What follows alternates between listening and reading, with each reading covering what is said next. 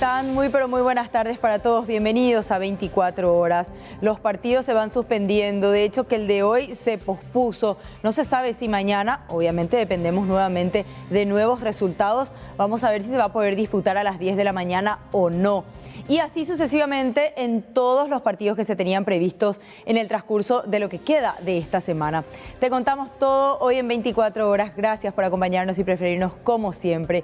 ¿Qué tal, Aníbal? ¿Cómo estás? Un placer. Hola, Mercedes, igualmente. Saludos a la audiencia del Sistema Nacional de Televisión. El Ministerio de Salud Pública implementará un nuevo protocolo para declarar con COVID positivo a una persona sin necesidad de haberse sometido a la prueba.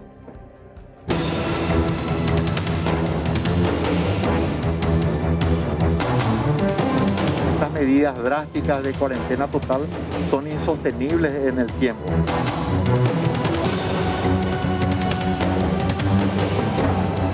Está en las manos de la gente, en nuestras manos poder mitigar, ¿verdad? Y tratar de no hacer uso de estos retrocesos de espacio.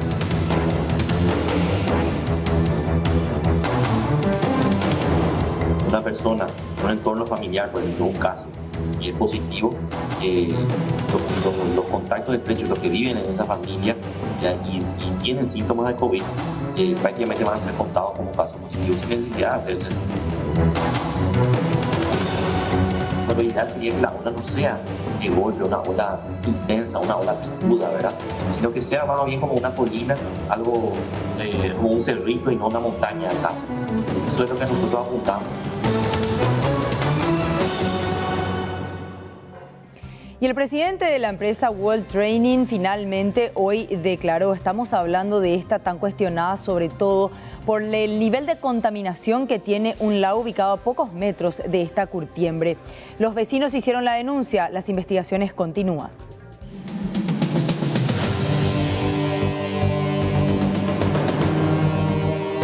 Se trata del brasileño Rogelio Ferreira Martins, quien declaró este miércoles ante la Fiscalía de Delitos Ambientales por los altos niveles de contaminación que presenta la laguna Cerro de Piquetecué en limpio desde hace meses. Ferreira Martins es presidente de la Sociedad Anónima World Trading, principal sindicada de verter desechos químicos en parte del cauce.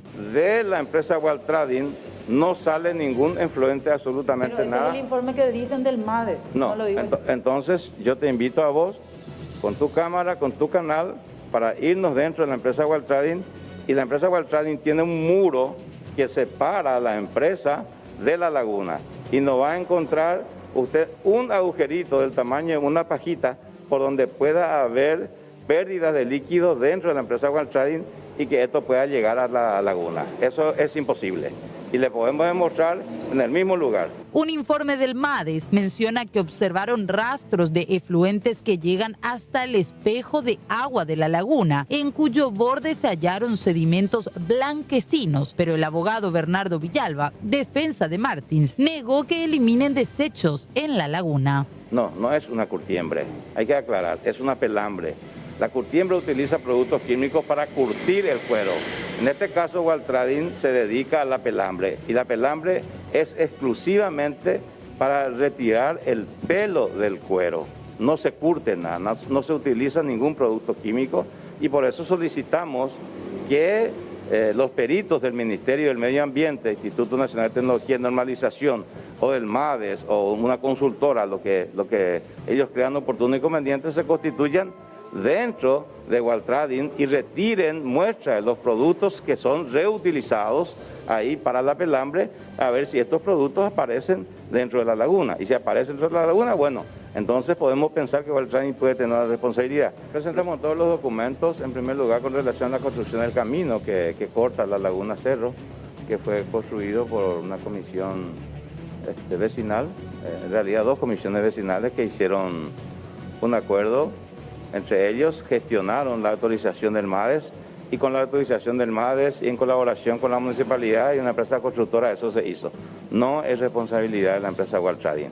El abogado también aclaró que el lugar no se dedica a la curtiembre, como se dijo en un inicio. Pero algo que llama la atención de la Fiscalía es que las autoridades municipales y del MADES apañaron que la empresa abra un camino terraplenado, aislando a parte del recurso hídrico que debía ser protegido. Yo ya le pedí el informe al Ministerio del Ambiente con relación a ese terraplenado que todos vieron, que básicamente lo que hizo fue partir en dos la laguna, ¿verdad?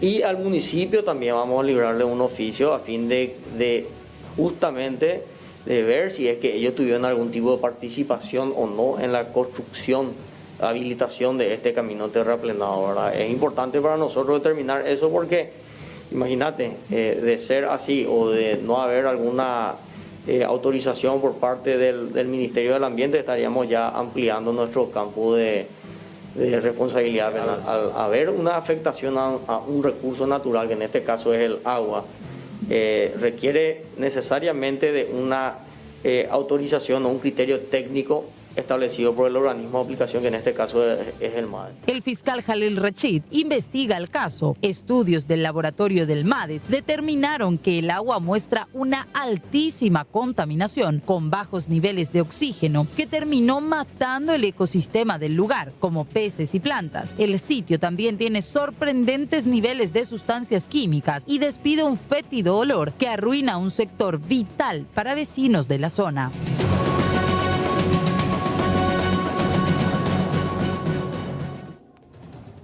Y desde hoy la Policía Nacional, a través de sus distintas agrupaciones, empieza un recorrido por las distintas calles, no solamente asuncenas, sino también en todo el país, para generar conciencia en la gente y evitar esa tan criticada relajación y, por supuesto, evitar las aglomeraciones que, según los entendidos, son muy propicias para el contagio del COVID-19.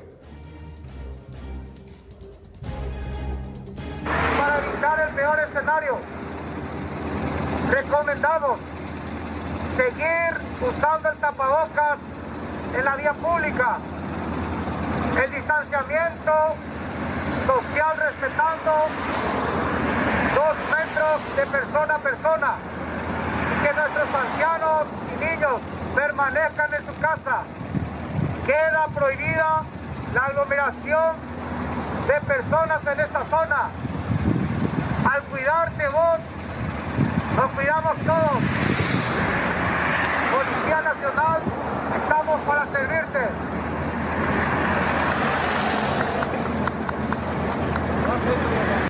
Para evitar el peor escenario, recomendamos. Bueno, este trabajo que inicia hoy, repetimos, la Policía Nacional, un nuevo sistema de trabajo en la lucha contra el COVID-19. Dejamos de lado este tema para contactar con el compañero Mariano López. Mariano, buenas noches. Bueno, contanos qué pasó, ¿dónde estás?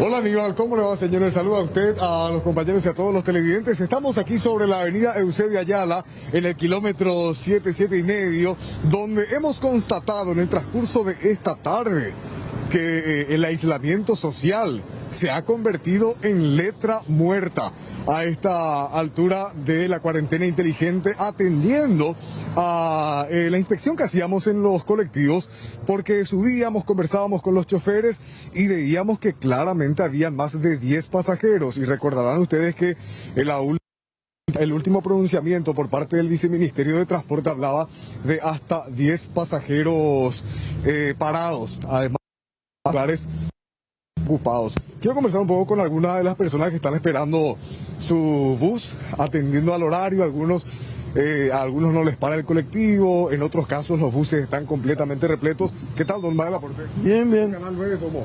¿Qué tal el viaje? Bien, ¿Se respeta la cuarentena inteligente? ¿Señor? ¿Se respeta la gente usa tapaboca? Y... en los colectivos. No tanto encimado, no, pero el uso de tapabocas, eso es lo que no se respeta. Gracias, muchas gracias.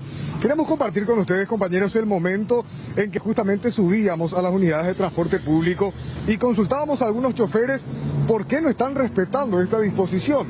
veíamos que claramente superaban la cantidad de 10 pasajeros parados, lo cual forma parte de ese plan de aislamiento social. Y escuchen lo que decían los choferes excusándose en la violación de esta normativa. Lo normal de siempre. ¿Se están respetando el tema de 10 pasajeros por viaje, 10 pasajeros parados? Y supuestamente tengo que respetar eso. ¿Qué dicen los pasajeros? Y están conformes con eso. Yo pisé la mitad porque vos van a hacer las jodas, pero a veces te mandan de puertas en que tú les vivo. ¿Y ahora cuánto tenés acá parado? Yo creo que 9 por ahí ya. Uno más y chao. Después ya se raya y ya te va. Y 10 parados lo que traemos, hasta ahí nomás. ¿Cuánto ya tenés acá? Y 12 por ahí. 12. Sí. Estamos ahí, pasamos un poquitito. Pasamos chiquitito. ¿Qué te dice la gente? Yo pisé. O yo pisé, o José, o Majel, y ahora. ¿Y tapa boca? Y acá está. ¿Cómo no vas a ese? Sí, no vas a qué.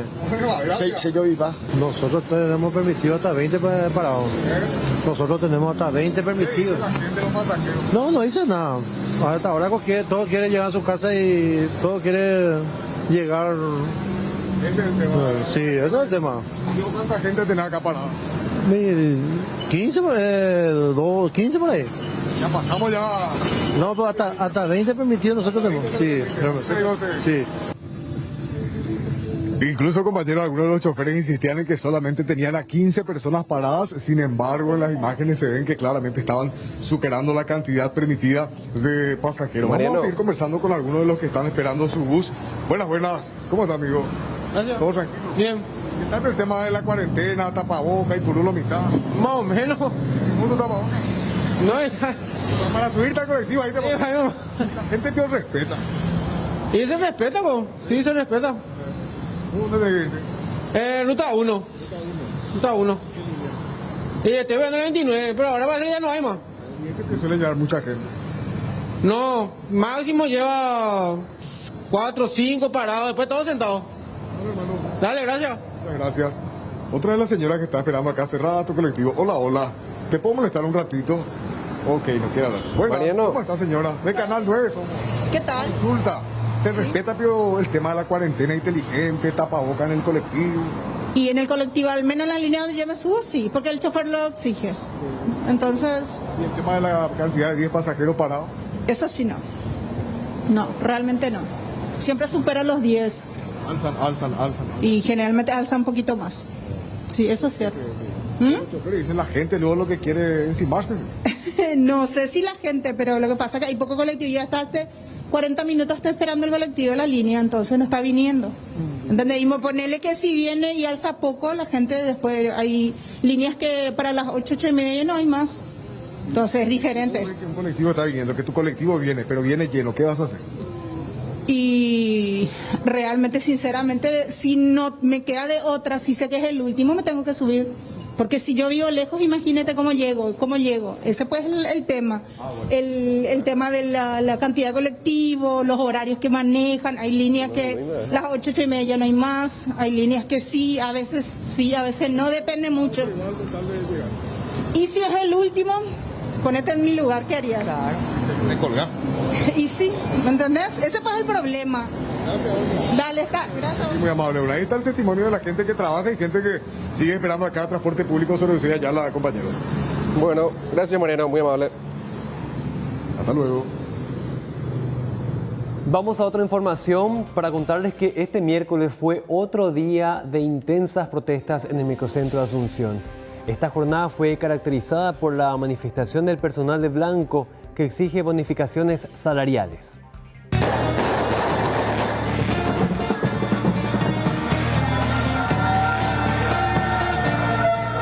Familiares de policías, docentes, estudiantes universitarios, enfermeros y enfermeras de las unidades de salud familiar coparon el microcentro asunceno. La movilización más numerosa fue protagonizada por el personal de blanco dependiente de los consejos de salud de las distintas municipalidades. El salario de estos profesionales es de entre 500.000 a 1 millón de guaraníes.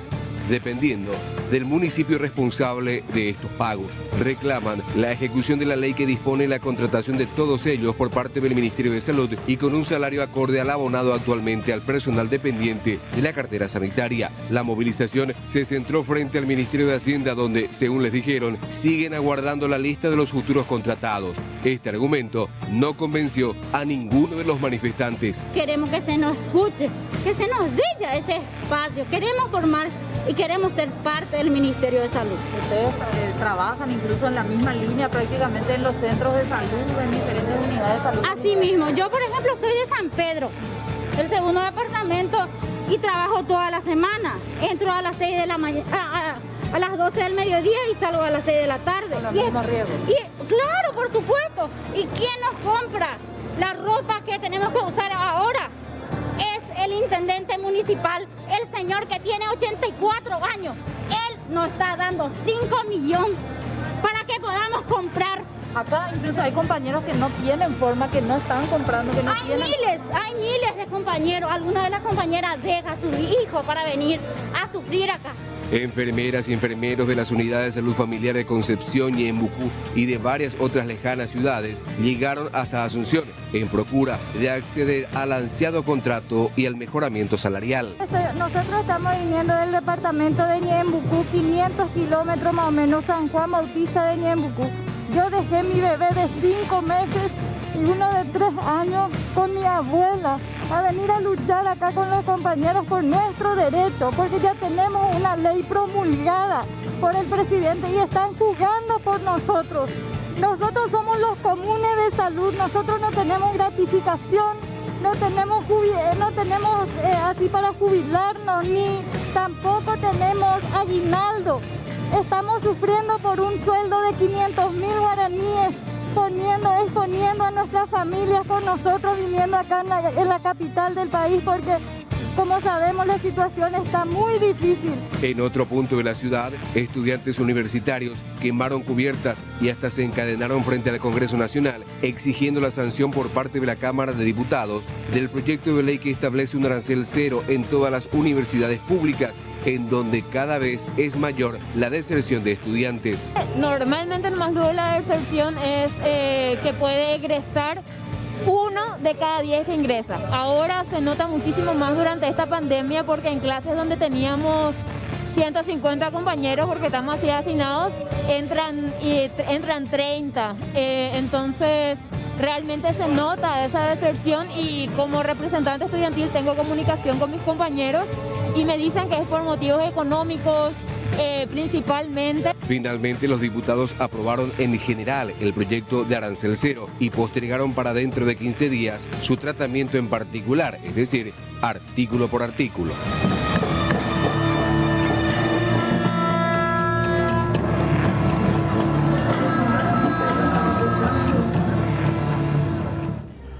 Y 2 delincuentes fueron detenidos por ser responsables de la comisión de varios hechos delictivos. Uno es autor, por ejemplo, del robo de una motocicleta, y el otro por haber ingresado a una ferretería y haberse llevado varios artículos. Esto lo demuestra las imágenes del circuito cerrado.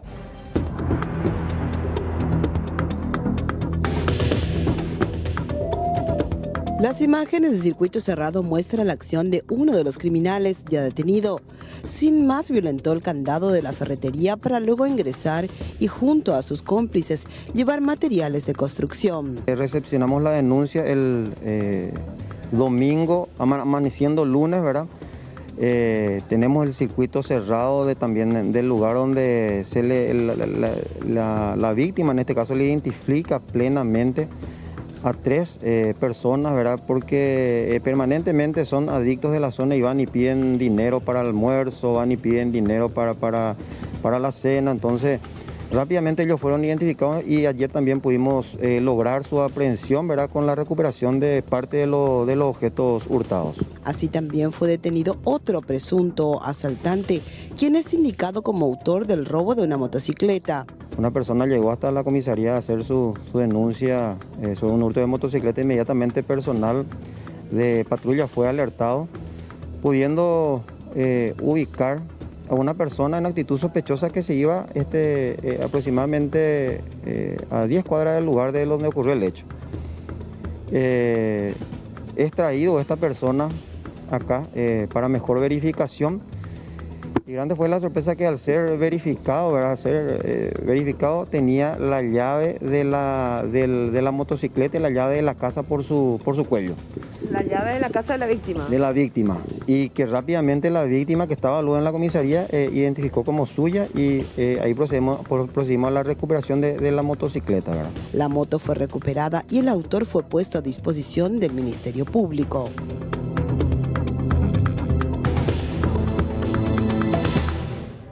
Una mujer fue detenida en pleno centro de Ciudad del Este. Ella tenía en sus brazos a un bebé de solamente 22 días. Estaba ofreciendo a su bebé como regalo. Aparentemente, y según la policía, ella es adicta a las drogas y ahora enfrenta una causa penal.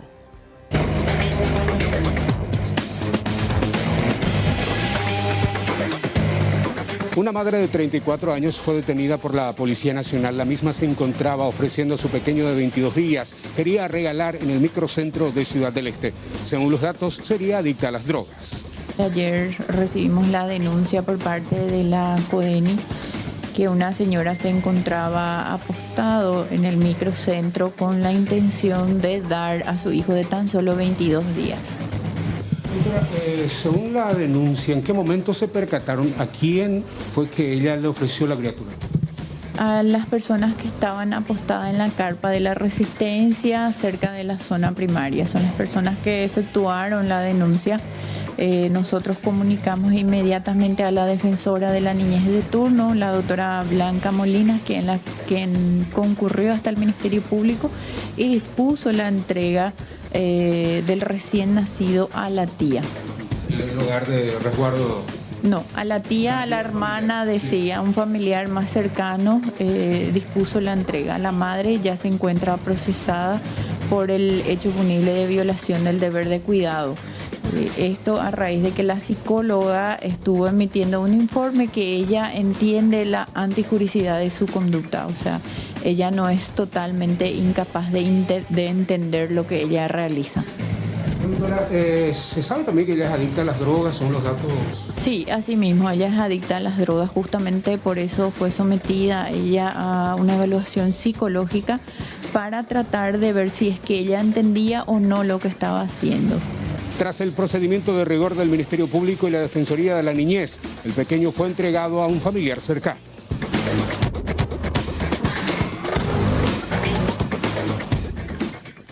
El ministro de Salud Pública, el doctor Julio Mazzoleni, descartó que se vuelva a aplicar la fase 0 de la cuarentena en la zona metropolitana como medida de contención. Se admite que es una medida extrema y que podría generar muchísimo perjuicio en el plano económico.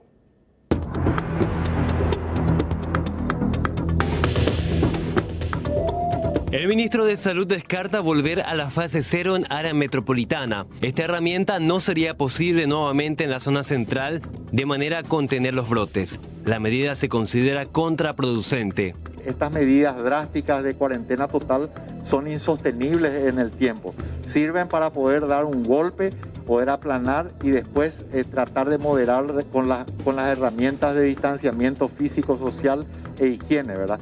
Estos retrocesos de fases no son una cuestión, digamos, de simpática o que uno quiera hacer uso. En realidad, deberíamos dejar eso como última medida y en todo caso, la propia situación epidemiológica es la que va a decidir por nosotros, ¿verdad? Así que tenemos que enfocarnos en el mensaje de hacer lo que está en nuestras manos.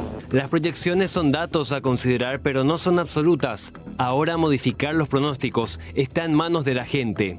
Continuamente también les mencionamos que cada vez que se hace una estimación de la intensidad de la epidemia o de los datos, esos son modificados por cada una de estas intervenciones por separado. ¿Qué quiere decir eso?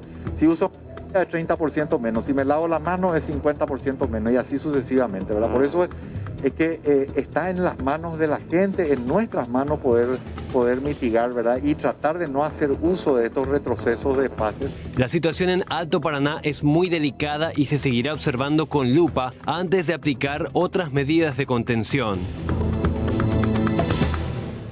Bueno, mucha atención a esta información porque desde la próxima semana Paraguay va a contar con un nuevo protocolo de manejo de casos positivos y no positivos de COVID-19. ¿Y esto cómo nos va a afectar o de qué manera se va a estar reflejando? Las autoridades en este momento admiten la capacidad de crecimiento que se da con respecto a la demanda de los test. Por ejemplo, los casos que estamos viendo hoy, los reportes diarios corresponden a muestras que se analizan y que fueron tomadas desde hace mucho tiempo, muchos días atrás. Se habla ya de una circulación comunitaria sostenida en ciertas zonas y con este escenario se busca racionalizar la aplicación de los test. Específicamente van a tener otro tipo de criterio la gente que califique para acudir a la costanera o a la caminera o a los hospitales para someterse a la prueba del COVID. Ya no solamente los contactos directos, sino algún tipo de comorbilidades muy graves van a tener que presentar los pacientes para calificar para realizarse los test. El nuevo protocolo va a considerar positivos a los familiares cercanos de un entorno positivo que muestren síntomas. En cualquier caso, de repente si no mostramos síntomas y tenemos en casa a un familiar positivo, igual vamos a tener que cumplir con un aislamiento de por lo menos 14 días. En los territorios donde se declara la circulación comunitaria intensa, muy difícil, como dije, hablar de este nexo, este contacto, ¿no? Entonces, a partir de ahí, una herramienta que están utilizando, de hecho Uruguay y Argentina lo usan, siempre lo utilizaron así, nosotros recién ahora vamos a empezar a utilizar eso. Una persona en un entorno familiar, por ejemplo, un caso, y es positivo, los contactos estrechos, los que viven en esa familia y tienen síntomas de COVID, prácticamente van a ser contados como casos positivos sin necesidad de hacerse el test. Ahora, la última línea, fíjate que dice, salvo específicas excepciones. Eso quiere decir, por ejemplo, estamos hablando de que esa persona que tiene síntomas, que la declaramos por nexo nomás, ¿verdad? No, esto es por nexo, no hace falta que te hagan test, pero sí, una persona que está con cáncer, una persona, una embarazada, ¿verdad? Es una persona, un adulto mayor, o sea, una persona que tenga riesgo, que tenga algún tipo de vulnerabilidad mayor, sí o sí no es aplicable. Pero en la gran mayoría de los casos, prácticamente el 90%, lo que ocurre esto, estamos hablando de personas sanas, estamos hablando de personas que tolerarán de alguna manera bien pasar un poco por la enfermedad del caso. Bueno, y este tema plantea muchas interrogantes, compañeros. ¿Por qué? Sí. Porque la gente se pregunta si este ya es un modelo que se aplica en países vecinos, es cierto, que era un modelo exitoso y que también ya se ha estudiado mucho, ¿va a aumentar o no la cifra de positivos?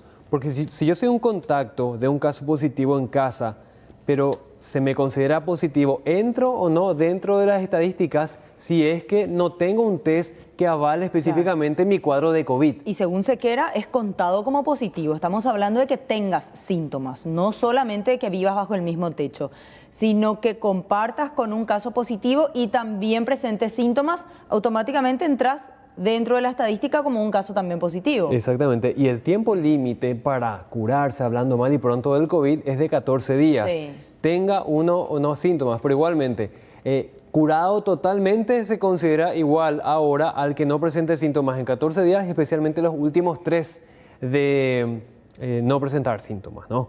Los 14 días desde la toma de la muestra. Desde ahí no se considera positivo en ese caso. Igualmente se va a tener que aclarar mucho todavía. El aislado debe completar 14 días, no será prioridad para el test, excepto presenta algún tipo de factor de riesgo. ¿Cuál es mi parámetro entonces? Vos diste positivo, yo soy tu hermana, tengo síntomas. Desde el primer síntoma es el día 1, de ahí tengo que contar 14 días. El positivo es desde que yo, el caso positivo confirmado, diagnosticado con un examen, doy positivo. Entonces el tiempo de aislamiento es el mismo dentro de una familia. 2 semanas para ambos. Mercedes en este caso... Pero yo puedo presentar síntomas una semana después. Claro, pues dependiendo cuándo te contagiaste.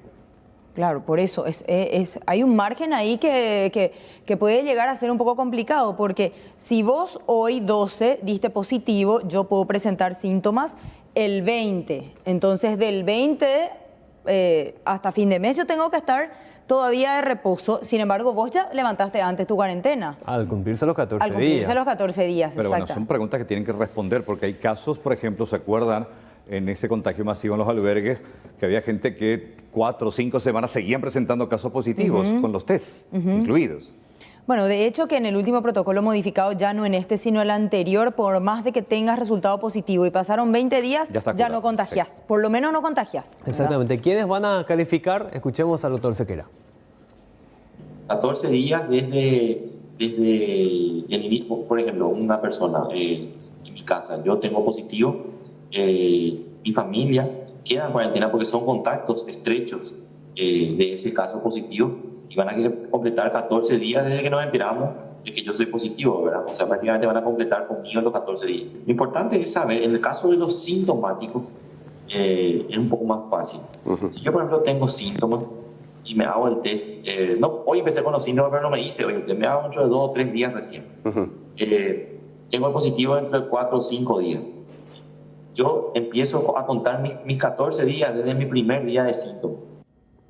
Bueno, todavía se va a tener mucho que aclarar en este sentido, Mercedes, Carlos. Lo acaba de decir. Porque no queda muy claro todavía cómo se va a estar aplicando, cuándo uno es realmente positivo, si tiene un contacto, pero sin someterse a un test. Claro, lo dije en la última parte. Yo empiezo a contar mis días de cuarentena del primer día que yo me sienta con síntomas. A partir de ahí comenzaría los 14 días. En caso de yo tener un resultado positivo. Pero si yo soy contacto y no tengo la prueba, a partir de... La notificación. De la notificación. Bueno, qué complicado. Igualmente vamos a tener que adecuarnos a este nuevo protocolo que va a entrar en vigencia la próxima semana. Y un tema muy importante, tenemos una nota más con el doctor Sequera justamente para que nos responda qué se viene de acá en adelante para nuestro territorio. Todavía se vienen días difíciles y sobre todo esta curva está en pleno ascenso. Todavía nos restan semanas y meses tal cual. Recién vamos a darnos cuenta de que está mermando cuando esté mermando, ¿verdad? Ningún país, y los propios Estados Unidos, ¿verdad? Con toda la tecnología, con toda su capacidad, nunca pudieron anticiparse, bueno, a partir de mañana va a empezar a disminuir. No, se dieron cuenta que estaba disminuyendo cuando estaba disminuyendo. Entonces, nosotros estamos recién en pleno ascenso. Esta es la ola de la epidemia que está sumando. Lo ideal sería que la ola no sea de golpe, una ola intensa, una ola picuda, ¿verdad? Sino que sea más bien como una colina, algo como un cerrito y no una montaña de caso. Eso es lo que nosotros apuntamos. Vamos a tener en esta primera ola, obviamente el primer territorio del país es el territorio más conectado, más cosmopolita, como suelo decir, que es Ciudad del Este. Bueno, ahí se dio nuestra primera ola, ocurrió en Estados Unidos, después fue Nueva York, ¿verdad? Y después fue Florida, Texas y todo. En España primero fue Madrid y después fueron las otras provincias, ahora por Cataluña. O sea, primero se dan los lugares más conectados que tienen los países, en su caso de Ciudad del Este. Se da la primera ola ahí. Y luego no es que sea una segunda ola, sino es esa primera ola se va distribuyendo en los siguientes territorios. Es probable que después del pico que tengamos en Ciudad del Este, el pico venga en la otra ciudad más conectada con Ciudad del Este, que obviamente es Asunción y área metropolitana, ¿verdad? Bueno, y atención con esta información porque el doctor Sequera también admitía una merma importante en la cantidad de procesamiento de resultados, y es que decía que hay 2 brotes muy importantes, por un lado en el laboratorio central y por otro lado en Cenaxa. Una vez que esto se vaya normalizando, se va a tomar esta cantidad alta de procesamientos por día, así que vamos a esperar que precisamente se recuperen completamente los laboratorios, y a esto se va a sumar también el laboratorio de la UNA. Así que ojalá que tengamos más procesamientos en los próximos días. Bueno, otra noticia destacada, esta vez del ámbito del Congreso, tiene que ver con lo que determinó la Cámara de Diputados, que aceptó el veto parcial del Ejecutivo al proyecto de ley de exoneración de facturas. Con esto, este proyecto pasa al archivo y es un balón de oxígeno, presumo, para la gente de la ANDE, que estaba muy preocupada por los recursos que decían no tenían para poder cumplir esta legislación en el caso de que se apruebe finalmente. Ingeniero Luis Villordo, ¿cómo le va a titular a la ANDE? Buenas noches. Buenas noches, Carlos. ¿Qué tal? ¿Cómo está? Bien, excelente. Bueno, finalmente se dio este veto parcial y como le decía, bueno, había mucha preocupación financieramente de la ANDE en el caso de que esto tenga una aprobación y haya una ley para ejecutar. Finalmente esto no se dio. Asimismo, Carlos, realmente es un alivio, pero primeramente me gustaría señalar y agradecerle a los diputados que realmente entendieron que preservar la salud financiera de la ANDE es extremadamente importante para todo el país, para toda la sociedad. y también de alguna manera esto lleva, digamos, el alcance de la ley y el destino de los fondos emergenciales, de alguna manera son correctamente direccionados a las clases más vulnerables. ¿Cómo queda ahora? Porque este veto parcial tiene que ver porque el Ejecutivo también quitó una ampliación de aquel decreto que extendía hasta finales del mes de agosto, tengo entendido, la posibilidad de uno después refinanciar la deuda que tiene con la ANDE. Si me recuerda y nos recuerda también televidentes y usuarios, ingeniero. ¿Cómo no, Carlos? Inicialmente la ley 6524, que es la ley de emergencia, dispuso los beneficios, la exoneración de las facturas de la ANDE para aquellos usuarios en baja tensión y las MIPYMES que pagan o que consumen hasta aproximadamente 500 kilovatios hora mes, que son aproximadamente 222.000 guaraníes. Lo dispuso por 3 meses y luego a través del decreto reglamentario se ha dispuesto precisamente la organización de la operacionalización de esta ley, y luego a través del decreto 3.770 dispuso la exoneración adicional por 2 meses más, hasta el mes de agosto. Entonces, hasta el mes de agosto, aquellos usuarios que consumen hasta 222.000 guaraníes aproximadamente estarán exentos del pago de la factura de energía eléctrica.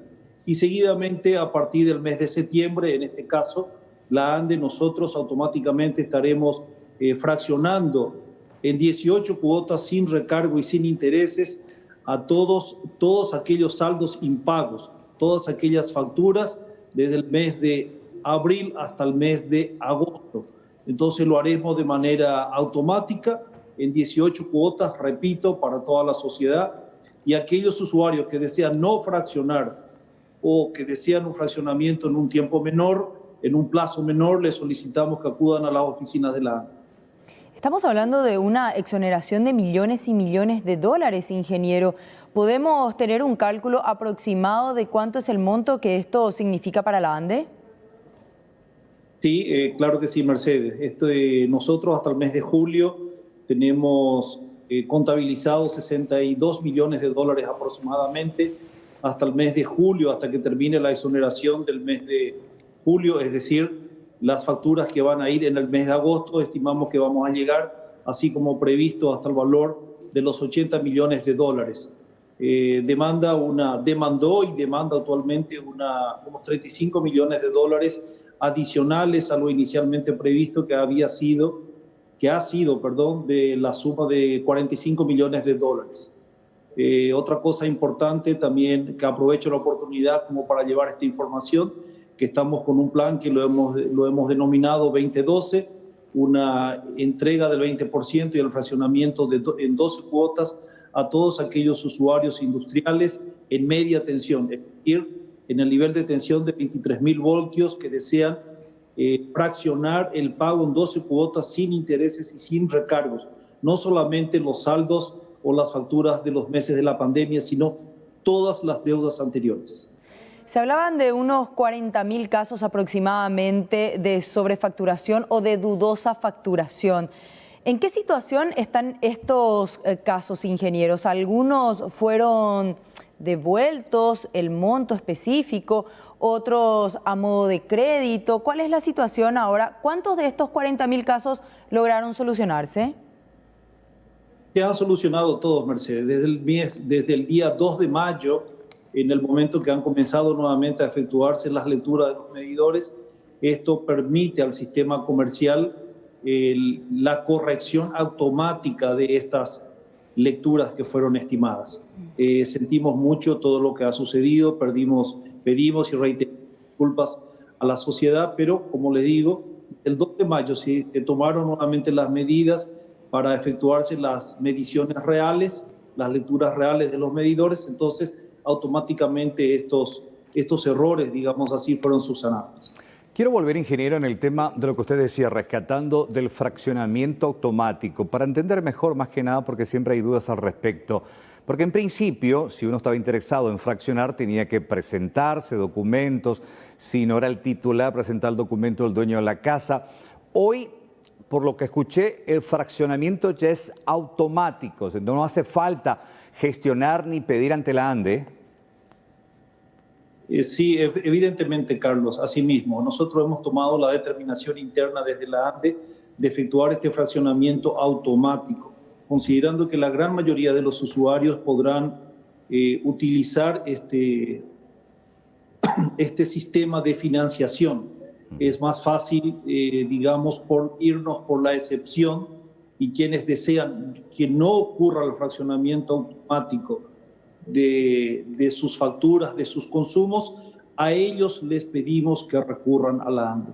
Lo estamos haciendo a la inversa, evidentemente a los efectos de llevar mayor prontitud a los usuarios, y de tal manera que ningún usuario que quiera que su factura sea automáticamente financiada, refinanciada en 18 meses, sin intereses y sin recargo, no tendrá la necesidad de recurrir a la ANDE.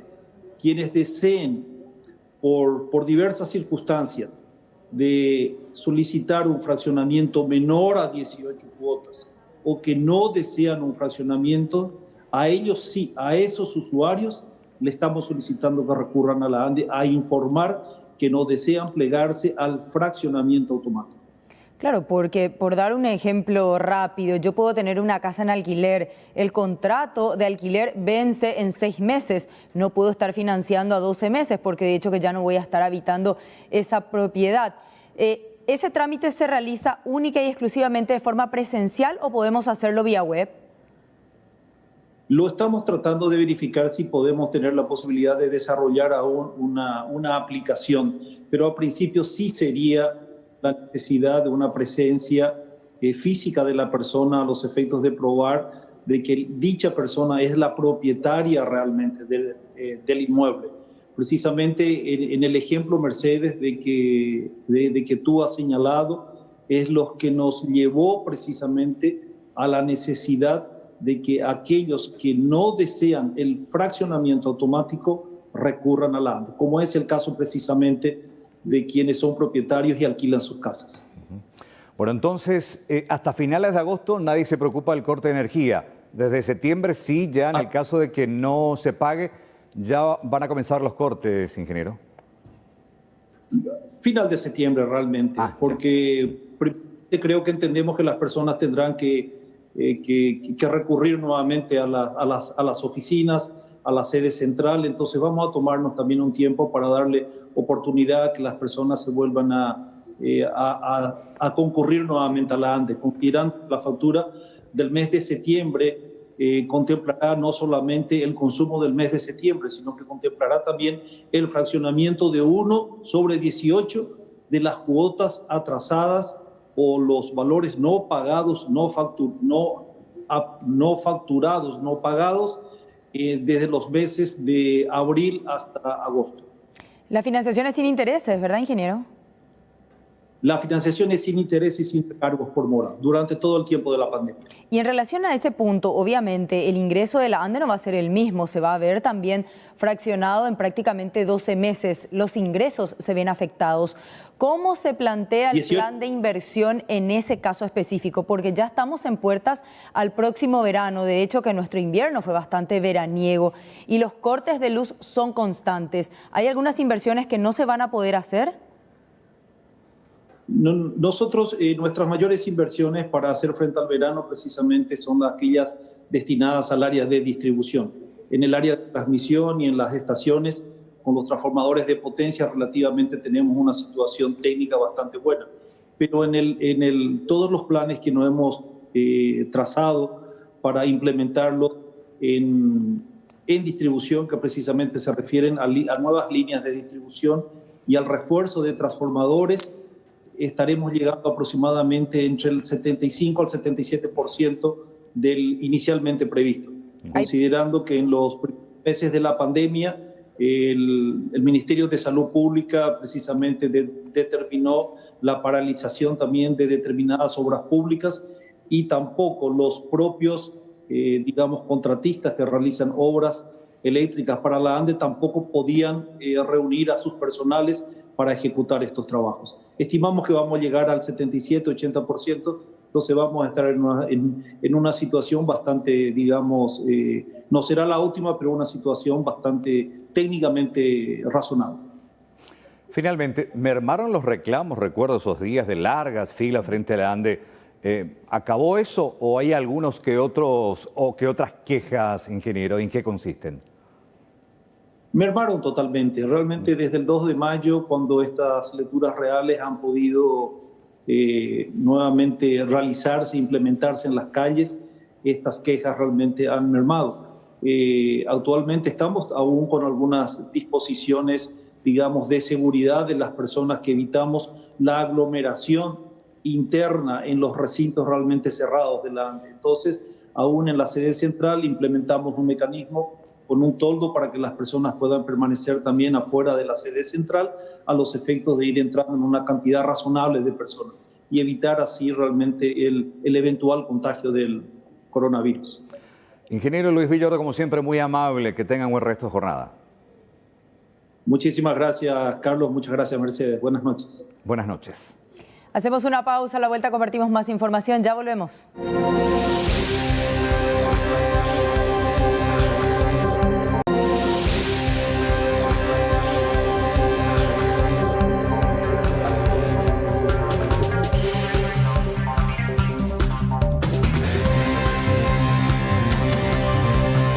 Y vamos a hablar de Petropar, de su expresidenta, de la señora Patricia Zamudio. ¿Recuerdan ustedes las famosas aguas tónicas que generaban supuestamente inmunidad contra el COVID-19? Bueno, sigue generando repercusiones. Ustedes recuerdan que la fiscal Liliana Alcaraz, el 29 de mayo último, había imputado a al menos 15 personas, varias de ellas que forman parte de la estructura del organigrama de Petróleos Paraguayos. Bueno, ahora la fiscal, la misma agente del Ministerio Público, Liliana Alcaraz, amplió la imputación en contra de todas estas personas, 15 personas, por lesión de confianza, y le agregó en el listado al esposo de la expresidenta de Petropar, al señor José Manuel Costa Perdomo y también al señor Justino Ramón Avero. Con estas dos personas ya son 17 los imputados. ¿Y por qué? ¿Por qué? Bueno, según la investigación, José Manuel Costa Perdomo, esposo de Patricia Zamudio, contactó con la firma Solumedic, con los dueños, que fue la firma que proveyó no solamente agua tónica, sino que varios otros insumos. Proveyó, es un decir, para simular un contrato de adjudicación de insumos vía de la excepción. ¿Y él en carácter de qué? De marido de la titular de Petropar. Carácter de esposo. Claro, porque no es funcionario, o sea, no tiene la potestad para realizar ese trámite. ¿Cuál es la relación entre el esposo, Patricia Zamudio, de acuerdo a la fiscal Liliana Alcaraz, con los dueños de Solumedic? A través de los hijos de ambas parejas. Creo que van al mismo colegio. Y ahí se conocen. Bueno. Porque esta empresa hizo de pasamanos. Totalmente. Bueno, vamos a la primera placa y vamos a mostrarles un poquito acerca, fíjense, y extraemos parte de lo que dice esta acta de imputación. La operación era por un total de 359 millones de guaraníes y había que proveer 5.000 unidades de agua tónica, 3.000 unidades de mascarilla N95, 60 tanques de 1.000 litros, 30 pallets, 15 termómetros láser, 400 mamelucos descartables de PVC, 100 unidades, media máscara para 2 cartuchos, 200 cajas de cartuchos, 1.000 unidades de bidones de 5 litros, 5.000 bidones de 10 litros, 200 unidades de lentes protectores antiparra y 20 unidades de guante de nitrilo. Con excepción del ítem 6, dice en esta parte, consistente en 400 mamelucos descartables. Sí. Eso es lo que se entregó de todo lo que les leí, más 3.000 de las 5.000 botellitas de agua tónica. Que hasta ahora no sabemos dónde están las otras 2.000. Bueno, y que por cierto se sobrefacturó, según la Fiscalía. Bueno, vayamos a la siguiente parte de esta acta.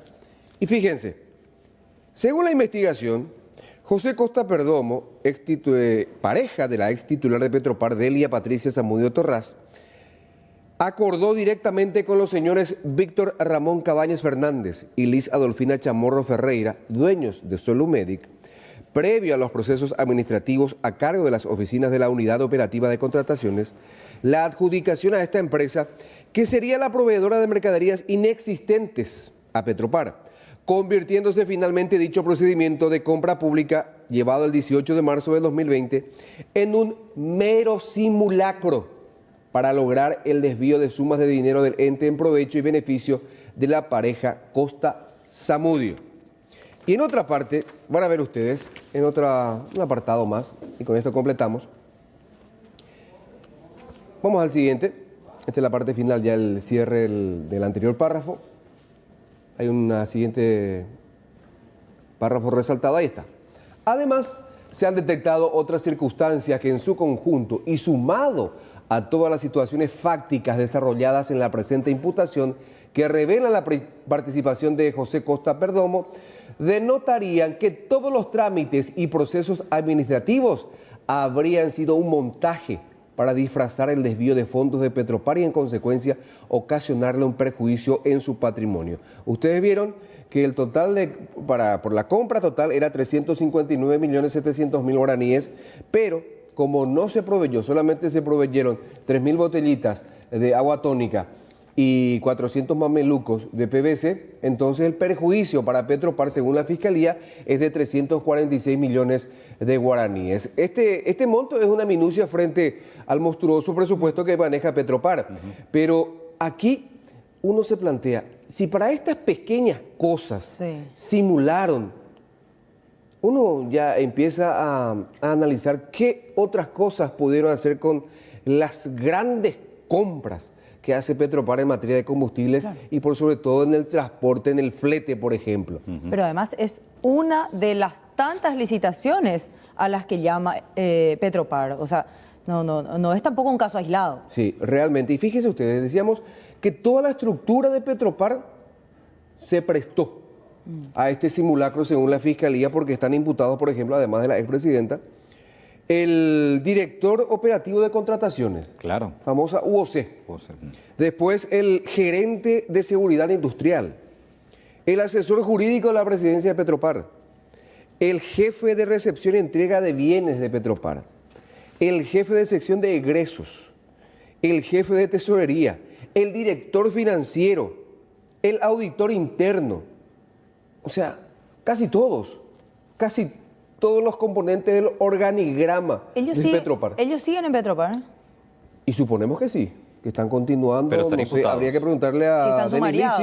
Claro, tendrían que estar cesados por lo menos temporalmente. Tendrían que, ¿verdad? Sí. Pero también capaz que nos digan que los ampara el principio de inocencia. Claro, totalmente, pero tiene que haber también un sumario administrativo. Sí, suponemos, ¿no? Y aparte, estamos hablando de 300 millones, una cantidad incontable que sobrepasa mis dos manos en cuanto a dedos se refiere. Son angurrientos. Increíble. Acá, y la repartija, desde la empresa que simuló, hizo de pasamanos, los altos directivos, la repartija. Y un detalle no menor, Carlos. Todos estos datos de la simulación, ¿quiénes revelaron? Los dueños de Solumedic, ante el Ministerio Público. Encima, revelaron que toda esa plata, esos 359 millones, les fue acreditada a la cuenta de Solumedic, pero inmediatamente esa plata salió para otra cuenta. ¿Se transfirió automáticamente? A otra cuenta, por supuesto la fiscal dijo, yo me mantengo, tengo en reserva por una cuestión investigativa. ¿Quién es el titular de esa cuenta? La única plata con la que se quedó Solumedic es lo que gastó en las cuestiones administrativas de presentar todo el papeleo, todo lo requerido. Claro, esa es la ventaja de la trazabilidad que tiene también el tema de los cheques. Y la Subsecretaría de Tributación estuvo también colaborando con el Ministerio Público para llegar a esta conclusión. Yo creo que la gente de Solumedic se vio entre la espada y la pared. Acá se nos viene encima la noche con la imputación. Entonces, tipo karaoke, cantaron todo. De hecho que están imputados ambos dueños de Solumedic. Claro, es distinto cuando estás imputado y colaborás con la Fiscalía. Por supuesto, es un atenuante enorme. Ahora, qué fácil es convertirse en un proveedor del Estado. Qué poco control hay al respecto. Sí, realmente. Poca seriedad. Exactamente, sociedades completamente fantasma. Y el chiquitaje, ¿no? Sí. Bueno, a no ser, no sé si por ahí buscan más documentos y a ver qué otros grandes. Por eso decía, Si uno está encontrando este tipo, y vamos a utilizar una palabra coloquial, el chiquitaje, vaya uno a saber qué otras cosas mucho más grandes hay. Si no es solamente una mancha del tigre. Increíble, ¿no? Bueno, esto pasaba en Petropar, ampliación de la imputación contra 15 inicialmente, ahora se suman otras 2 más, el esposo de la expresidenta de Petropar, el señor José Manuel Costa, perdón. Vamos con la siguiente información hasta Ñemby. Allí una pareja, propietarios ellos de una farmacia, ya no saben qué hacer con la inseguridad de la zona. De hecho, que el sábado pasado todavía se registraba un último asalto. Por eso hoy tomaron medidas drásticas. No solamente están enrejados en su comercio, sino que hasta el mostrador tiene alambre de púas.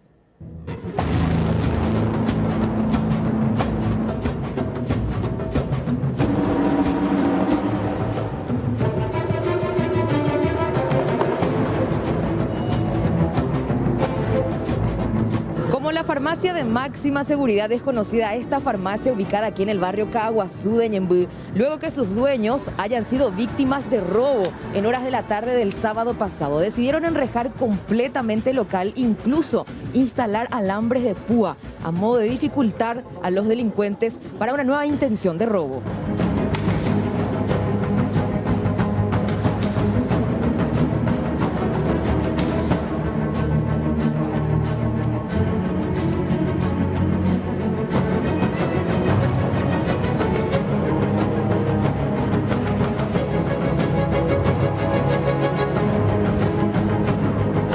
En vista de que fuimos visitados, decidimos hacer esto por lo menos para hacer un poquito más difícil la labor de los malvivientes. Quedamos nosotros encerrados y ellos libres por la calle. Prácticamente es como encarcelarse en tu propia vivienda. Así mismo, pero mejor protegernos, protegerle a las chicas que trabajan acá y evitar malos momentos. Hablan un poco, don José, sobre el hecho de robo que ocurrió el sábado. ¿Estaban atendiendo a qué hora todavía era? El sábado, según mi monitor en la cámara, 3 menos cuarto más o menos llegaron de la tarde. Y los dos se bajaron acá enfrente, entraron, pidieron un medicamento, algo para el dolor de muela. Y cuando la chica se dio la vuelta a mirar para darle qué medicamento le iba a dar, desenfundó su pistola y pegó la vuelta alrededor del mostrador y ya le agarró el brazo y ya le encañonó.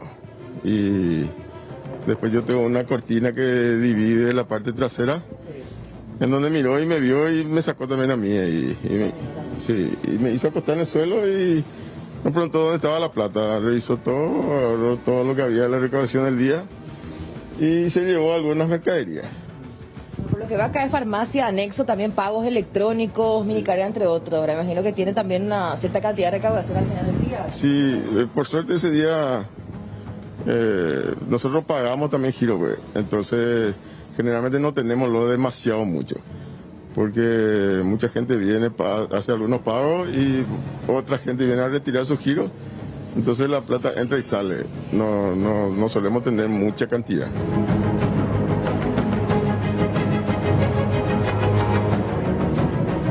Si bien es la primera vez que esta farmacia resulta ser el objetivo de delincuentes, sus dueños ya decidieron extremar las medidas de seguridad, teniendo en cuenta que últimamente aumentaron los casos de asalto en la zona del barrio Caaguazú.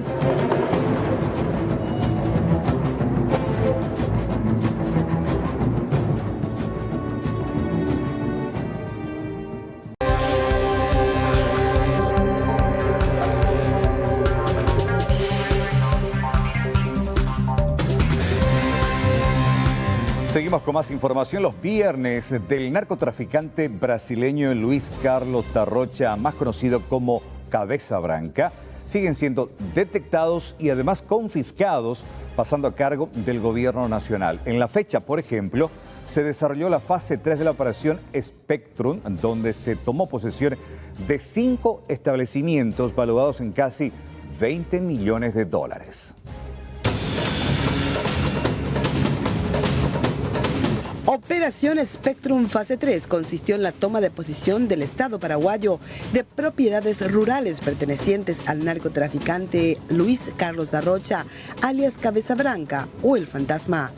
Cabeza Branca hasta el 2005 era considerado un próspero y honesto ganadero de la zona de Concepción y Amambay, hasta que aparece en el cartel de buscados de la Senat y la Fiscalía, donde se conoce que traficaba vía aérea cocaína de Colombia, Bolivia y Perú. El 1 de julio del 2017, la Policía Federal brasileña, tras recibir información de la policía paraguaya, logra la detención del mismo en Londrinas, Brasil, en la Operación Spectrum. En Paraguay, a partir de esa detención, se producen 2 operaciones de detección de esquema de lavado de dinero del traficante. Inicialmente, se toma posesión de la estancia Eduvigis, Lucipar y Suiza, valuadas en más de 30 millones de dólares, hoy arrendadas por Cenavico. En su fase 3, con orden judicial, los fiscales tomaron posesión de 5 estancias. La estancia Cielo Azul, ubicada en la localidad de Paso Barreto, departamento de Concepción, una de las más valiosas, valuadas en 7.134.000 dólares americanos. Esta es una estancia que pertenece a la asociación liderada por Luis Carlos Darrocha, y esa circunstancia se ha constatado con la incautación en este lugar de un tractor y un vehículo que están registrados a nombre de la sociedad. Esos son unos vínculos directos que tenemos hoy y que están relacionados con la sociedad en sí. En conferencia de prensa en Asunción, el fiscal adjunto Marcos Alcaraz explicó el alcance de esta operación, que no solo busca localizar a los traficantes, sino desarticular el esquema de narcolavado. El Ministerio Público y la Secretaría Nacional de Antidrogas en aquel momento tomaron la decisión de abrir una investigación porque teníamos información de inteligencia de que había un montón de bienes, fundamentalmente estancias, que formaban parte de la estructura de financiación de Cabeza Branca en el país. Entonces, a partir de esa fecha se inició la tarea conjunta entre ambas instituciones en cuanto a la identificación de los bienes. Por su parte, el ministro Arnaldo Yucio adelantó que el gobierno brasileño está interesado en las propiedades de Rocha. Por lo menos parte es lo que también hicieron mención, ¿verdad? ¿Venderle, doctor, o cederle? Cederle parte de lo producido, es lo que plantean. Además de Cielo Azul, se tomó posesión de la estancia Guatambú con más de 4.607 hectáreas, valuada en más de 6.910.000 dólares americanos, ubicada en el distrito de Villaú, departamento de Concepción. La misma figura a nombre de la empresa Goplanor, cuyo principal accionista es un con una extensión de 1.000 hectáreas valuada en 3.500.000 dólares americanos, ubicada en el distrito de Azotegui, departamento de Concepción. La misma se encuentra a nombre de una sociedad de biocombustible brasileño. La estancia Ubú, que cuenta con 862 hectáreas, valuada en 1.293.000 dólares. La estancia Guaá, ubicada camino a la ciudad de Bellavista Norte, departamento de Concepción. La misma pertenece a la firma Brisa Comexin, cuyo representante legal y accionista mayoritario es el hijo de Darrocha. La estancia Dos Hermanos, con 77 hectáreas, valuada en 115.000 dólares americanos, conocida como Suiza, ubicada en la colonia Ñepituó, distrito de Villaú. Cabeza Branca está recluido en una cárcel de máxima seguridad en el Brasil, procesado por tráfico internacional de drogas y lavado de dinero. A nivel global, los casos de COVID superan la cifra de 20 millones y vamos a contarles cómo está el panorama en este momento en Brasil, acá nuestro vecino, el segundo más afectado por la cantidad de casos de fallecidos y también de casos positivos. Brasil informó este miércoles 1.175 nuevas muertes debido al COVID-19, lo que lleva el total de fallecidos en el país por la enfermedad a 104.201 muertos, según datos del Ministerio de Salud. El segundo país más afectado por el coronavirus a nivel mundial detrás de Estados Unidos también notificó 55.000 nuevas infecciones para alcanzar un total de 3.164.000 infectados. Así se mantiene el nivel de 50.000 casos y 1.000 decesos que se ha registrado en las últimas semanas, con excepción de los lunes y los fines de semana, cuando se produce una reducción de las cifras debido al retraso en el procesamiento de las pruebas. Tenemos una meseta que se viene manteniendo y ya hace 2 semanas consecutivas en las que se viene mostrando una tendencia a la baja en las muertes por semana de notificación, dijo el miércoles el ministro de Salud en una conferencia de prensa.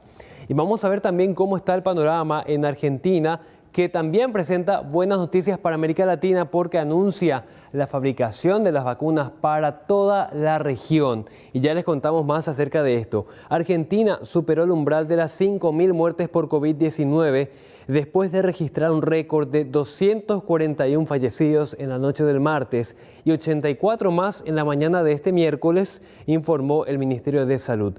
En total, Argentina suma 5.088 fallecidos por coronavirus desde el 7 de marzo.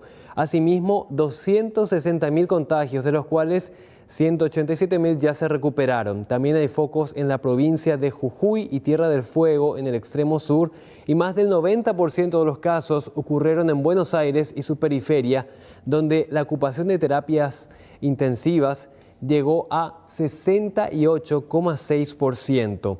El presidente Alberto Fernández mantuvo un encuentro en la residencia de Olivos con representantes de la farmacéutica AstraZeneca y de una biotecnológica, quienes compartieron el reciente acuerdo firmado cuyo objetivo es la transferencia de tecnología para la producción inicial de 150 millones de dosis de la vacuna de la sustancia activa, potencial vacuna COVID-19. Estamos hablando de la vacuna Oxford. El presidente Fernández consideró que este acuerdo pone a la Argentina en una situación de tranquilidad y de poder disponer de la vacuna cuando lo requiera y a un precio razonable.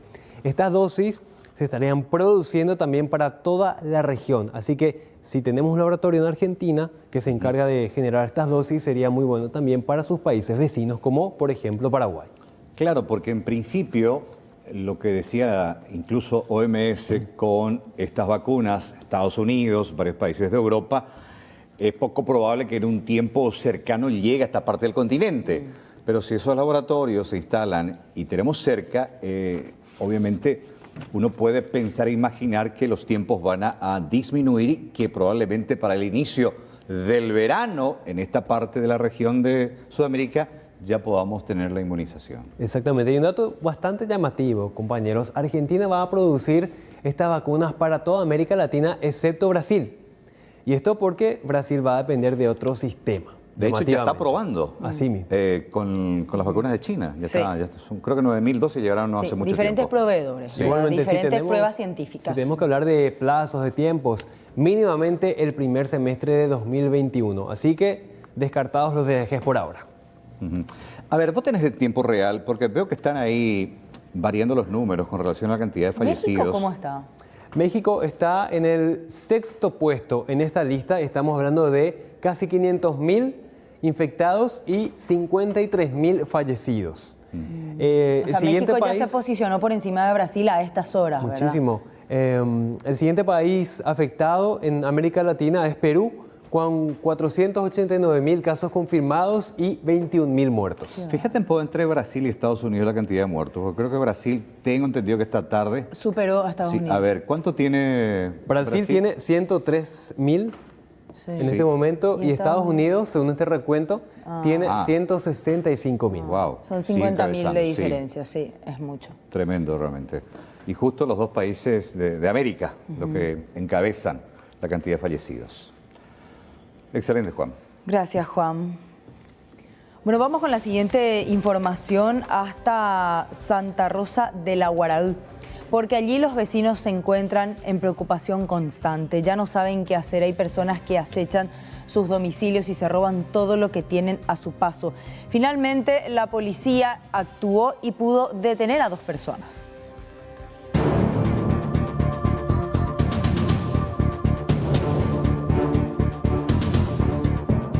Dos supuestos delincuentes que habrían perpetrado varios hechos de asaltos a mano armada en la zona céntrica de la ciudad de Santa Rosa de la Guaraú fueron detenidos. En principio intentaron escapar, logrando entrar en una capilla tras una persecución con agentes del Departamento de Investigaciones, pero finalmente fueron aprehendidos y puestos a disposición de la justicia. Se tratan de Reinaldo Duarte y Besmín González. Este Reinaldo Duarte cuenta con antecedente penal año 2009 por hurto agravado. Estas dos personas son sindicadas autores de varios hechos en la zona. Uno es local de venta de celulares, otro local de venta de repuestos de motocicletas, uno es el local de estación de servicio y despojo de celulares. Estas personas fueron atendidas en la vía pública, ya prácticamente ingresando en su alquiler, ¿verdad? Realizaron una huida de la presencia policial. Según los investigadores, las características de los ahora detenidos coinciden con las personas que aparecen en la filmación del circuito cerrado de uno de los locales asaltados. Celulares, capuchas, una motocicleta y objetos para romper y abrir blindex, entre otras evidencias, fueron encontradas en poder de los sospechosos.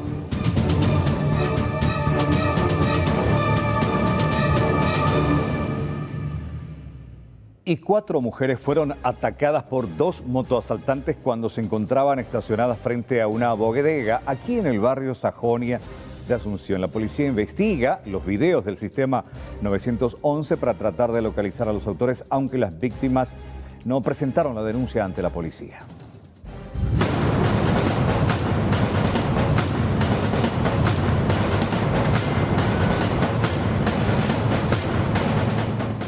Mujeres llegaron hasta la bodega Jack en el barrio Sajonia, en las calles Mallorquín y de las Llanas, cuando fueron sorprendidas por criminales que descendieron de una motocicleta y le propinaron golpes para sustraerles su billetera.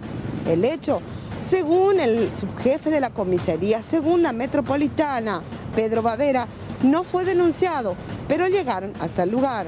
Tuvimos rápidamente conocimiento, a 2 minutos de ocurrir el hecho ya, justamente yo encabecé el procedimiento, llegamos hasta el lugar, ¿verdad? Hablamos con la víctima y ellos iban a descender para ingresar en la bodega, ¿verdad? Hacer sus compras, y en eso llega la motocicleta y le despoja de sus documentos y le lleva la llave y arroja a la media cuadra del lugar, ¿verdad? Hasta el momento no hemos recepcionado en esta comisaría ningún tipo de denuncia del hecho. Sí, estuvimos realizando ya las averiguaciones a través de nuestra sala de monitoreo que contamos también acá, del sistema 911. Probablemente serían 2 personas de sexo masculino con casco negro, ¿verdad? Moto tipo cobrador, color negro, que se desplazaban nuevamente hacia la avenida Carlos Antonio López. Las imágenes del circuito cerrado muestran el momento en que los autores, posterior al hecho, se dirigen por Mallorquín hacia la avenida Carlos Antonio López. La policía solicita la colaboración de la ciudadanía para identificar a los autores del atraco.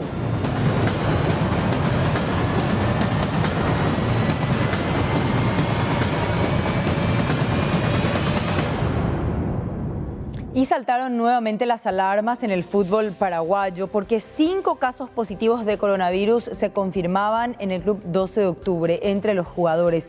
Por eso se tuvo que posponer ese partido que estaba previsto realizarse justamente hoy ante el Sportivo San Lorenzo. Veremos si es que mañana se puede jugar.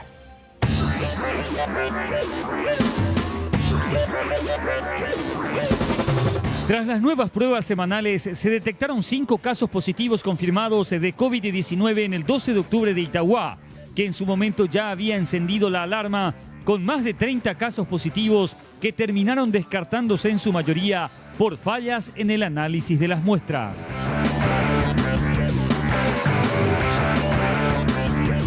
Ahora son 5 los casos confirmados en el equipo itagüeño y eso hace que se posponga el duelo de la fecha 13 ante Sportivo San Lorenzo, programado para el miércoles a las 18:30. El reglamento de la APF dice que a partir de 7 casos de COVID-19 o de 2 arqueros infectados, un club puede pedir la postergación de su partido. Pero en este caso, por una cuestión protocolar, el juego pasa para otro día.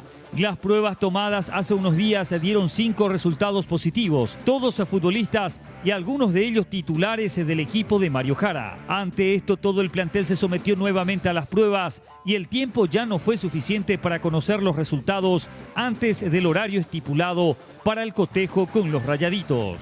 Desde la Asociación Paraguaya de Fútbol afirmaron que el protocolo ya fue activado. Todos fueron aislados y de acuerdo a los resultados, el juego se disputará en los próximos días.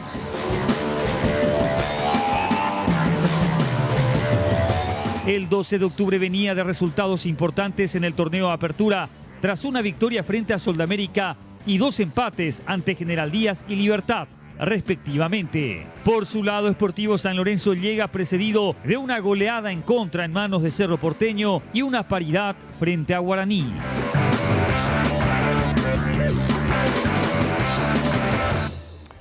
Bueno, estamos muy expectantes precisamente a la confirmación de los datos oficiales por parte de la APF. Esta tarde, decía la APF, la Dirección de Competiciones comunica que en caso, ojo con esto, que en caso de que todos los tests efectuados al plantel del 12 de octubre den resultado negativo, estamos esperando este reporte, el juego de 12 de octubre versus San Lorenzo, que debía jugarse hoy a la tarde, se jugará este jueves, mañana, desde las 9:30 horas. Para que esto se dé, se tiene que dar a conocer precisamente el resultado de estos test, que probablemente tendrían que estar en el transcurso de esta noche para que el plantel tenga el tiempo suficiente de presentarse y prepararse para el encuentro de mañana. Así están dadas las condiciones, prometieron para esta tarde-noche, igual seguimos aguardando y, repito, va a depender mucho de este resultado. Lo que establece el protocolo de la APF señala que si 7 jugadores de un plantel dan positivo al coronavirus, el club tiene el beneficio de pedir la postergación, la suspensión de ese encuentro, más todavía si parte de ese plantel es titular y tiene positivo al COVID. Bueno, entonces estamos expectantes al resultado y este resultado va a determinar si mañana se juega o no ese partido pendiente que quedó postergado en el día de hoy. Al borde del abismo, bueno, así se encuentran varios pobladores del barrio Santísima Trinidad de Ciudad Capital, cuyas viviendas están a punto de ceder y caer al cauce del arroyo Mburicao. El muro de contención presenta daños de estructura, poniendo en riesgo los cimientos de sus viviendas.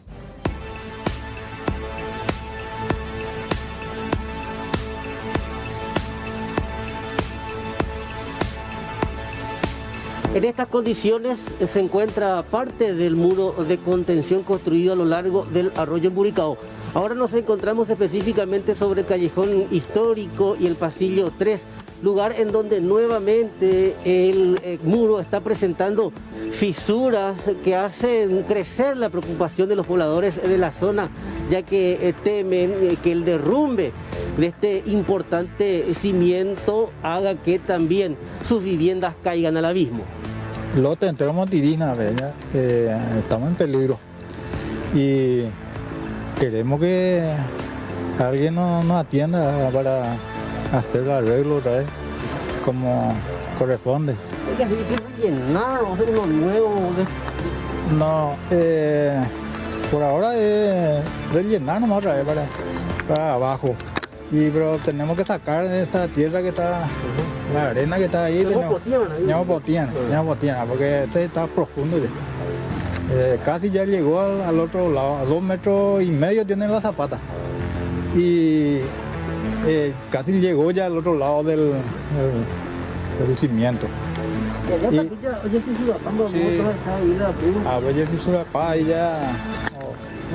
Estamos en peligro, estamos totalmente.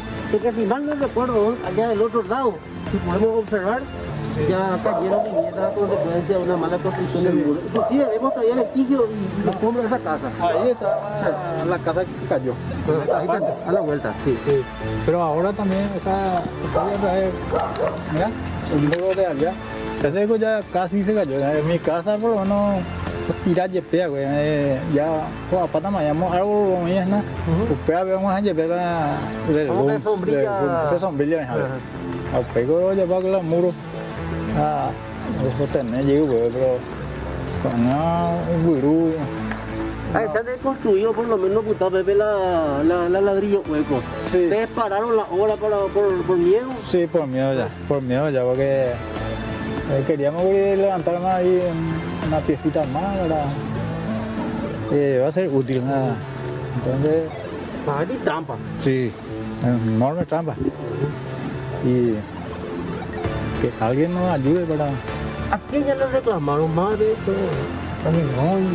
Y casi ya llegaron a venir allá, vino a remendar allá, pero a nosotros todavía no alcanza. Ya le mostramos que acá en nuestra parte. Pero el señor de acá hizo su... Pero necesitamos más porque este es grande. De producirse un derrumbe, las consecuencias en esta zona serían catastróficas a juzgar por la cantidad de viviendas existentes. Es por eso que los vecinos de este sector del barrio Trinidad claman a la rápida intervención de las autoridades. Por la importancia de la siguiente información, vamos a reiterar el nuevo protocolo del Ministerio de Salud que entra en vigencia desde la próxima semana. Estamos hablando de que ahora, a partir de un contacto positivo, el entorno familiar va a ser considerado positivo en caso de que presenten algún tipo de síntomas del COVID-19. Si no presentan los síntomas, igual la familia va a tener que encontrarse en aislamiento por un periodo de 14 días. En los territorios donde se declara la circulación comunitaria intensa, muy difícil, como dije, hablar de este nexo, este contacto, ¿no? Entonces, a partir de ahí, una herramienta que están utilizando, de hecho Uruguay y Argentina lo usan, siempre lo utilizaron así, nosotros recién ahora vamos a empezar a utilizar eso. Una persona en un entorno familiar, por ejemplo, un caso, y es positivo, los contactos estrechos, los que viven en esa familia y tienen síntomas de COVID, prácticamente van a ser contados como casos positivos sin necesidad de hacerse. Ahora, la última línea, fíjate que dice, salvo específicas excepciones. Sí. Eso quiere decir, por ejemplo, estamos hablando de que esa persona que tiene síntomas, que la declaramos por nexo nomás, ¿verdad? No, esto es por nexo, no hace falta que te haga pero sí, una persona que está con cáncer, una persona, una embarazada, ¿verdad? Es una persona, un adulto mayor, o sea, una persona que tenga riesgo, que tenga algún tipo de vulnerabilidad mayor, sí o sí no es aplicable. Pero en la gran mayoría de los casos, prácticamente el 90%, lo que ocurre esto, estamos hablando de personas sanas, estamos hablando de personas que tolerarán de alguna manera bien pasar un poco por la enfermedad del caso. Se vienen todavía días difíciles porque la curva está en pleno ascenso. Además de acostumbrarnos a estos números negros y feos de los siguientes días, tenemos que intensificar ese cuidado individual, más allá de las cifras, más allá de la corrupción y más allá de la situación de ocupación de camas. La gente en la calle tiene que seguir cuidándose porque se vienen días muy duros. Todavía nos restan semanas y meses tal cual. Recién vamos a darnos cuenta de que está mermando cuando esté mermando, ¿verdad? Ningún país, y lo propio de Estados Unidos, ¿verdad? Con toda la tecnología, con toda su capacidad, nunca pudieron anticiparse, bueno, a partir de mañana va a empezar a disminuir. No, se dieron cuenta que estaba disminuyendo cuando estaba disminuyendo. Entonces, nosotros estamos recién en pleno ascenso. Esta es la ola de la epidemia que está sumando. Lo ideal sería que la ola no sea de golpe, una ola intensa, una ola picuda, ¿verdad? Sino que sea más bien como una colina, algo como un cerrito y no una montaña de casos. Eso es lo que nosotros apuntamos. Vamos a tener en esta primera ola, obviamente el primer territorio del país es el territorio más conectado, más cosmopolita, como suelo decir, que es Ciudad del Este. Bueno, ahí se dio nuestra primera ola, ocurrió en Estados Unidos, después fue Nueva York, ¿verdad? Y después fue Florida, Texas y todo. En España primero fue Madrid y después fueron las otras provincias, ahora por Cataluña. O sea, primero se dan los lugares más conectados que tienen los países, en su caso de Ciudad del Este. se da la primera ola ahí. Y luego no es que sea una segunda ola, sino es esa primera ola se va distribuyendo en los siguientes territorios. Entonces, es probable que después del pico que tengamos en Ciudad del Este, el pico venga en la otra ciudad más conectada con Ciudad del Este, que obviamente es Asunción y área metropolitana, ¿verdad?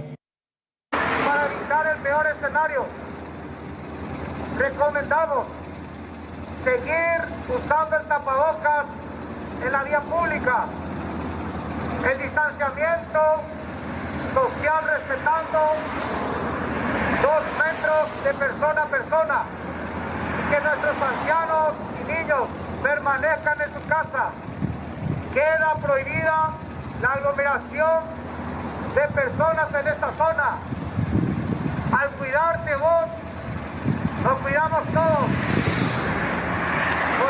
Este era el mensaje que se escuchaba hoy en la costanera de Asunción, en el primer tramo construido. De hecho, que el mensaje de una u otra manera tiene que llegar a la ciudadanía. Se replica lo que se hace en muchas partes del mundo, en muchas capitales, que con megáfonos están leyendo mensajes, sobre todo educativos, para que sepas qué hacer ante esta situación de pandemia, porque la situación se está complicando y no puede ser que este mensaje no te llegue en algún momento. A cuidarse y mucho. Un nuevo sistema que está utilizando el gobierno ahora para hacer llegar el mensaje. Esto pasaba en la costanera de Asunción. En esta zona, al cuidarte vos, nos cuidamos todos.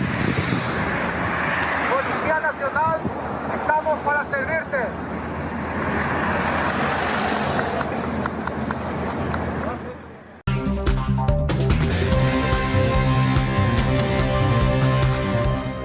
En medio de tantas malas noticias, hay una historia muy buena que nos gustaría comentarles. En el Poder Judicial de Cacupé se hizo entrega de varias donaciones a la Fundación Fabián de Jesús Riquelme, una organización que ayuda a los niños que padecen de cáncer. Los impulsores de esta iniciativa destacaron la solidaridad recibida tras publicarse la historia de nuestro canal. Recuérdame, donde tengo que mirar, recuérdame. Si mi hijita no ves llorar, sueña con su triste y cuando te acompañará. La gran campaña solidaria impulsada desde la Fundación Fabián de Jesús Riquelme Osorio dio sus frutos y llegó hasta el departamento de Cordillera, donde desde el Poder Judicial de esta comunidad han realizado varias donaciones para apoyar a estos niños y esta gran campaña. Los juguetes, alimentos y los otros productos serán entregados el domingo durante una gran actividad por el Día del Niño. El Poder Judicial, en el marco de la responsabilidad social y la reparación de daños ocasionados para salidas alternativas al proceso, consiguió algo de juguetes, mantitas y meriendas para el Día del Niño para la Fundación. Justamente un regalo en este día que ya se va acercando el Día del Niño. Sí, es una forma de ayudar y darles de alguna forma un poco de felicidad a estos grandes luchadores, grandes guerreros. Estas donaciones justamente son personas procesadas en el marco del COVID, ¿no? Algunas son en el marco del COVID, están los juzgados especializados, estos más bien son por exposición al peligro en el tránsito terrestre y digamos son las cuestiones ahora que necesitamos. Es una primera tanda, tenemos una segunda tanda pendiente. Puede dar más incluso, ¿no? en esta iniciativa tan loable de la Fundación también. Asimismo, tenemos una segunda tanda de donaciones pendientes que una vez que tengamos vamos a hacer entrega. Una pequeñita que nos demuestra mucho en toda esta lucha que ella está realizando, una inspiración para muchas personas también. Realmente, una campeona y ellos son los héroes silenciosos y más todavía con esta pandemia, el doble de cuidado y las ganas de vivir que nos enseñan mucho más de lo que nosotros podemos aprender con la edad. La verdad que sí, Alexis, estoy demasiado contenta y agradecida al Canal 9 por el espacio, por la oportunidad que siempre nos está apoyando. Estos son unas donaciones de la juez Cintia Páez y estoy muy contenta con los regalos. Y realmente seguimos invitando a la ciudadanía para que sigan colaborando con la Fundación Fabián de Jesús Riquelme Osorio y más que agradecida, muchísimas gracias y Mira, esta semana fue una semana de mucha bendición, porque después que estuvimos el sábado, después el jueves, el teléfono no dejó de parar, no dejó de sonar y llamar, y gracias a Dios tuvimos muchísimas donaciones. La ciudadanía se prendió, realmente la gente se movió, y más con el tema de COVID. Pero sabe que Alexis es lo que más nos motiva a nosotros. Es por el tema de que están llegando los niños mártires a Costañón. Y la familia Fabián de Jesús Riquelme Osorio no solamente ayuda al Instituto Nacional del Cáncer, que es el INCAM, sino también estamos llevando un granito de arena a los chicos del Hospital de Clínica y de Costañón, que son también niños y que realmente son los héroes que hoy están luchando día a día. Acompañamos siempre o apoyamos en alguna medida siempre a las actividades que tiene la Fundación Fabián de Jesús, porque justamente Siboney es cordillerana, es de la ciudad de Santa Elena, entonces todos los emprendimientos que ella tiene nos comunica de alguna u otra forma. Siempre hay instituciones o gente de buen corazón que apoya fundaciones o instituciones de este tipo cuyo único fin es pasar la mano a un sector muchas veces muy carenciado y necesitado, como son los chicos con enfermedades cancerígenas, ¿verdad? Entonces, muy contento en esta oportunidad de estar aquí en el Palacio, ¿verdad? Con este aporte, con esta donación particular que va a beneficiar y va a hacerle sonreír a muchos niños, ¿verdad? Que están con esta dolencia, ¿verdad? Y por supuesto esta campaña tuvo una gran embajadora, que es la pequeñita Amaya, que en verdad nos enseña muchísimo. Simplemente con su corta edad nos demuestra lo valiente que es, y por supuesto siempre hay esperanza, y lo importante es continuar luchando.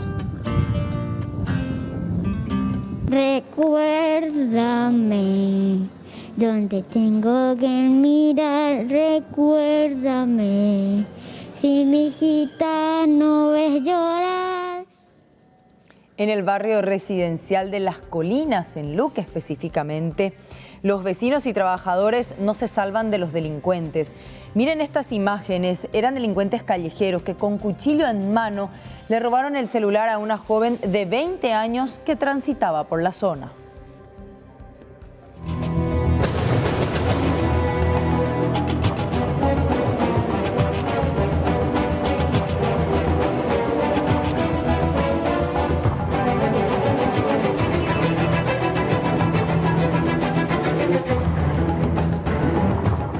Ocurrió exactamente aquí, sobre las calles Capitán Atilio Ibáñez Rojas y Manantiales del barrio Las Colinas, zona de Ñuguazú, Luque. Estamos precisamente en el sitio donde esta joven de aproximadamente 20 años fue la víctima de asaltantes callejeros durante las últimas horas en una zona residencial. Pareciera ser muy segura, muy tranquila, sin embargo acechada por la inseguridad.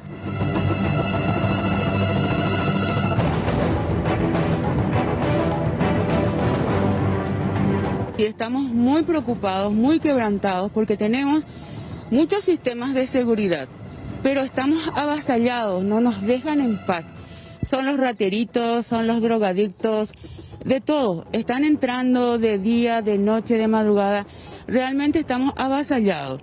Realmente sí, contamos con la presencia de las autoridades, pero no siempre. No siempre, y generalmente tenemos que estar dando algo a cambio también para que ellos puedan venir, porque siempre están diciendo de que no tienen combustible o de que es decir, tienen muchos problemas, tienen más problemas que nosotros, ¿verdad? Nosotros tenemos acá una comisión muy bien conformada, se pusieron las cámaras, tenemos alarmas, pero como le digo, seguimos con esta situación de mucha inseguridad. En los domicilios también ya hubo robos de garrafas, robos de ropas y demás.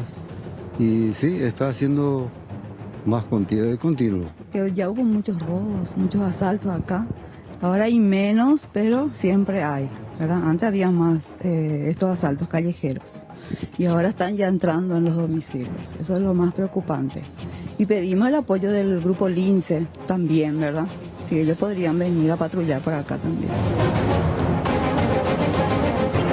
el testimonio de los vecinos que decidieron juntarse para hablar sobre este hecho, del cual resultó víctima esta joven de 20 años que estaba llegando de su lugar de trabajo a su casa. Faltaban algunos metros nomás cuando es interceptada por estos delincuentes callejeros que finalmente con arma blanca se alzan con su teléfono celular, exactamente aquí donde estamos situados.